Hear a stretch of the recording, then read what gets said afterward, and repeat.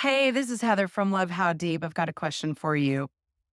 Are you like me where you get interested in a book somebody tells you about, or maybe it's a Bible study that you're in, or maybe it's just a book that you're reading for enjoyment, something that's maybe a marriage book that you've heard about or something.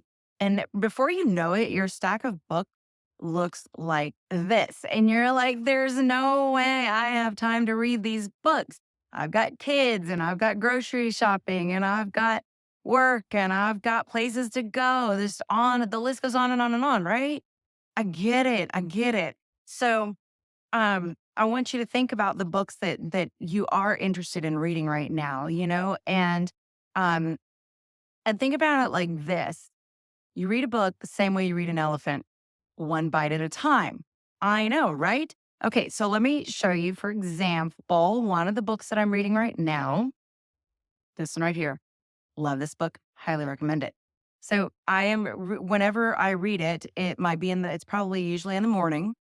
And I will just read one chapter. My goal is one chapter, but I don't read one chapter. I typically only end up reading one section.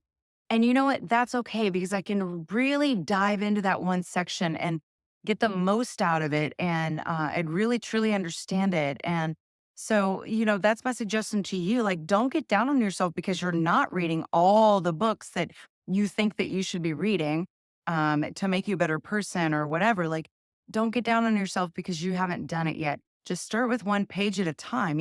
And maybe you're thinking, I need to be reading some marriage books. I actually have a bunch of those down here in my stack because, as marriage experts, I need to know as much as I can, right? So I have this is just some of them, got these marriage books. And right now I'm just reading through Men Are Like Waffles, Women Are Like Spaghetti, but not a chapter at a time. I take my time and I do one section at a time, and I try to get as much as I can out of it. And like I said, that is just my suggestion for you to just do a little bit. You got to start somewhere. You got to start somewhere. And so think of it like that. Just one little section, and especially if it's a spiritual book or if it's a devotional book, I've got those in here too. You really want to stick with those kinds of things that are going to help you grow spiritually and books that are going to help you grow in your marriage and let God speak to you through those things. And the way you do that, one page at a time, there's a challenge.